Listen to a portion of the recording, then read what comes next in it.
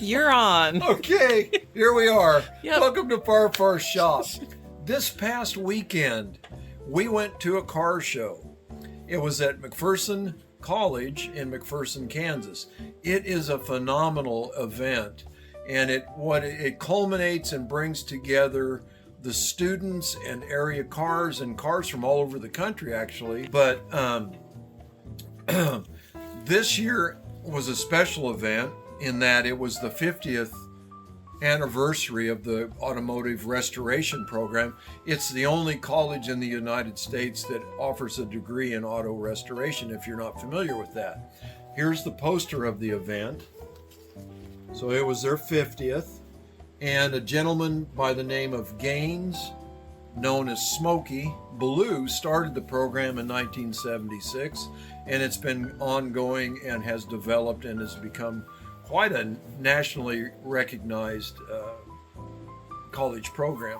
So we wanted to make sure and attend the event, and there's everything from student project vehicles in various stages of restoration to seven-figure concourse quality cars. When we arrived, we started with the motorcycle section, and there were several there that we were very familiar with. One in particular was the 1968 Triumph Bonneville, which in fact is in the picture up on the wall. And I have the newer version of that the styling for that bike was based on the 68 Bonneville. And Had to get that little aside in the there. quintessential performance bike of its day. There was another one next to it, which was a 71 Honda SL125, which is really the first large frame motorcycle I ever rode, and I spent a lot of hours riding one of those, and had a lot of fun and a lot of good memories from those years. But along with the 71 SL125, there was a 70 or 71 DT90 Yamaha two-stroke dirt bike, and various other vintage bikes that had been restored. And there was a few student cafe bikes that were beautifully done. They were all CB750s, and I think each one of them has had a turn at winning the event for their class consecutive years. Yeah, I regret not getting photos of those. Yeah. They were pretty. So we did see those motorcycles. And I think it's worth noting, too, that you actually entered the Triumph a couple of years ago, because Right. we've been going to this now for several years Yeah, we have. running. And what was it, 2 years ago you entered the Triumph and won your class. Won the class with Yeah. the Bonneville, yeah. Yeah.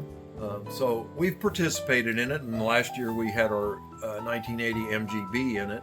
This year we just wanted to be spectators, though. So from the motorcycle section, you pass just incredible cars. Well, we went to center of the college is a gazebo area, they call it, and in that gazebo area was even a 1948 Tucker. The Tucker Torpedo, which Preston Tucker, if you're familiar with that story maybe, it was a very unique car for its time. It was a rear engine car with a helicopter engine in it. Very safety conscious, the styling, and they tried to be very innovative. It was way ahead of its day. It had 3 headlights, and the center headlight tracked the road as you turn the steering wheel, and pop out windshield. And I think of all the Tuckers that were built, one was tested for safety and it was crashed for that reason. But I think of roughly 50 were built. I think 49 of them are they're all still running or known about. So the one from a museum here in Kansas came, and it was just immaculate, beautiful car. And the nice thing about it is, these are, again, that's a 7-figure car. And you can walk right up to it. It's out on the lawn of the college, and the people that bring them are more than happy to talk to you about it and talk about the detail of it and what's been done to it, the history of it. But from the Tucker, and I have a few highlighted here or in my notes that we did go see. There was another one along that avenue in the very early vintage automobiles. It was a 1918 Geronimo, which was built in Enid, Oklahoma. And there it is in a row with the rest of the cars. And that factory, I think, produced for 4 years. And then there was a fire that burnt the factory down in Enid. And they never began production again. So of all those cars, that was the last known example to exist. And it was at the show. So that was fascinating. And to think it's just down in Oklahoma here. And those were made right around the end of World War One. That's correct. It was in 1918. Yeah. And the gentleman that had it there said that there were quite a few actually around that time that were shipped over to France. That's correct. That's what he said. And they were rebadged as a cloud. I don't know much about that other than what we were told. But I think But those it are might some be... of the stories you get when you talk to these car owners along the way. Yeah, but I think it, and I mentioned to him, I said, wouldn't that be neat if somewhere over in France there's a quote unquote barn find of one of these. Yeah. But they had the only known existing one there, and it was beautiful. Yeah, and it was really well made, really a nice car. It was a higher end car for its day. From there, what caught my eye was a 1963 Studebaker Gran Turismo. Beautiful car. And what caught my eye there is we actually had one of those as a family car when I was a young boy. And it had a 289 4-speed, factory 4-speed, and was really well restored and original. So that was another one we looked at. We went on into a 20s vintage, 30s vintage row where there was a beautiful Packard we talk about. Then near it was a Lincoln, and it was to my memory, it was a 1932 Lincoln V12, one of the early V12s, just a beautiful car.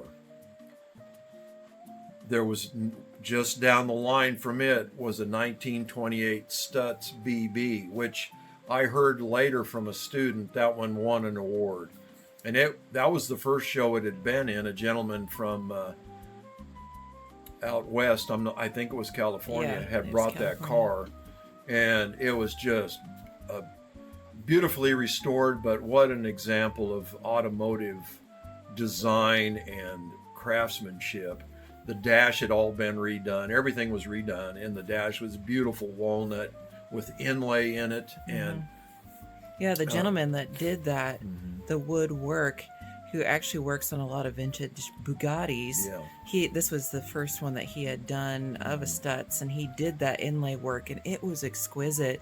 And it had little scenes of rural pastoral scenes up on the dash on both of the doors. Oh, it was and amazing. The interior was spectacular. And he described his process, how he did his work. And that's the fascinating part of this is the craftsmen and the people that own these cars or have done the work to them. They're there and they just love to share their passion. And they're just beautifully done. And that particular Stutz was a straight 8. I think it was a dual overhead cam 32 valve engine, so there's 4 valves per cylinder.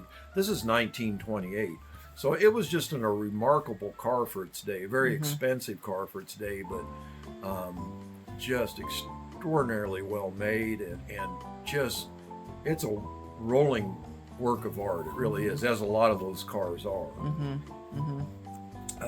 From there, not right next to this Stutz, was one of my favorites. It was a 1935 Auburn Boattail Speedster, and that one is an example of the supercharged version.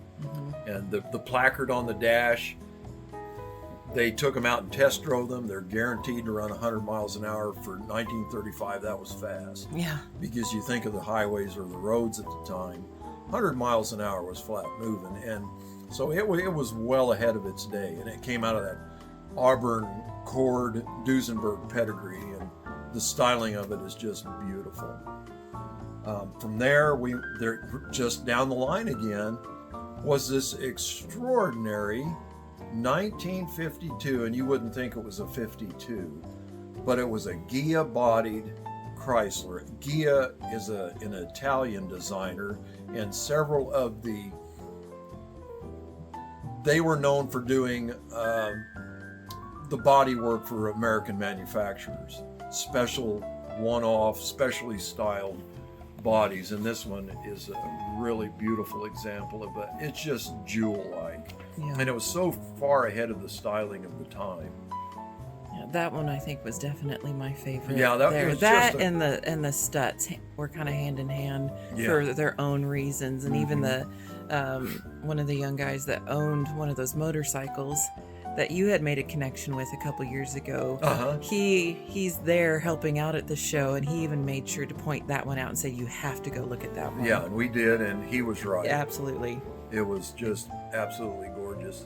And then just a little further down the line, out on the yard, of all things, are Cadillac concept cars that were brought down from Detroit, Michigan, specially for the show. And in the mix of that was a 2017 Cadillac Expressive Coupe, I believe is what it was called. And then next to it was a 1959 Cadillac Cyclone, which was in fact the designer who is well known. Harley Earl was a designer for General Motors. That was his last concept car that he was a part of. And they brought it, and they had it out on the grass for people to look at. And the people from that had the knowledge of the vehicle were more than happy to show you how the thing worked. Because it was interesting. It was extremely interesting and innovative. And those concept cars, they used certain elements or designs. You can see things and ideas. They didn't produce that car per se, and that's the only one. The 59 Cadillac Cyclone is the only one in existence, and there it was for everybody to look at and for them to demonstrate. Well, elements and ideas from that design were incorporated into the production cars over the years, but they were a testing ground, of course, the prototypes were, for design ideas and even mechanical innovations. So the viewing of the vehicles, we only got to see a small part of them, really, because we were limited on time, because we had other things to do that day that were important. And so we didn't get to see all the vehicles there, and it was well worth the time for people to come out and see all of the different eras and types of, they're from hot rods to factory custom cars. And what we really wanted to do then, we went from the cars that you could see to go into the facility where they do the work, where they teach the students. And we did a shop tour in there, and that's where that Benz three-wheeler was that you're talking about from the late 1800s. So they have everything from the late 1800s clear up to the 21st century. It's a really extraordinary show, and they even have the students there playing jazz, the jazz bands playing, and they have that passion with the faculty and the students to share, and all the enthusiasts and owners, and it just makes a really wonderful event to go and be a part of. Yeah, because getting to share because everybody's there for a common purpose, is to come and admire, enjoy, talk about memories, talk about whatever passion project you might have going on. And so these folks that have the concourse cars all the way to the students with their projects that might just be scrap metal at this point, everybody's just excited to share and talk about it. And so there's a real sense of camaraderie and community too, I think. It's that American car culture, which a lot of community comes out of that. Yeah. Interestingly enough, too, I mean, this was the 50th year for the college program, and it's the 250th anniversary of our founding of our nation, and it's also the 100th year of Route 66. So some of the students drove Route 66 this year with their vehicles, and just that it's uniquely American, that whole cultural experience and sharing that. And like you said, it's it's even the artistry and the design to the mechanics. How does this work? We were in the upholstery shop in our tour, how they teach the upholstery aspect of it, engine rebuilding, the machinist work, woodworking. There's a whole woodworking facility in the shop tour. Part of it you can see, and yeah, because there's really something for everyone. So for you who understands under the hood all the little parts and pieces and nuts and bolts, how an engine works, how you get this bucket of metal to move essentially, then to me, I might know a little bit thanks to you, but I just really appreciate the artistry that goes into it, and the beauty of these rolling sculptures. And so it can be enjoyed by anyone, no matter your level of understanding of the automotive industry world, however you want to put that.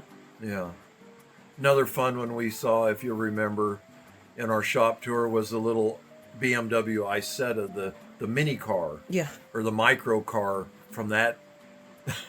When those were being built, there were several iterations. Even Messerschmitt, the German Messerschmitt, had a mini car or micro car, but they had an Isetta there in the shop they were working on. Motorcycles, there was a Studebaker Avanti, there was a Stanley Steamer. It's just everything. There was an Indian up on a stand that was being worked on. 47 Indian that they were working on, putting it together. Some BMW motorcycles, and it was a wonderful experience and a very enjoyable outing to go to. And if anybody ever gets a chance to come to McPherson, Kansas for that, they do it every year, the first weekend. The show is the first weekend of May. And this was kind of a special year with a lot of special vehicles. Porsche, I mean, there were some Jaguar race cars and amazing stuff. An Aston Martin Jaguar hybrid. It's incredible, really. Inspiring. There was a Bentley in the student section that had been passed down from a grandpa who found it years ago. And so just really amazing stories. A lot of great people to get to interact with and shoot the breeze, as we say. So I hope you enjoyed our sharing our experience. There was a lot more to see and do, and well worth the time. We'll be back next year. We'll be back next year. So thanks for watching. Oh, I bet.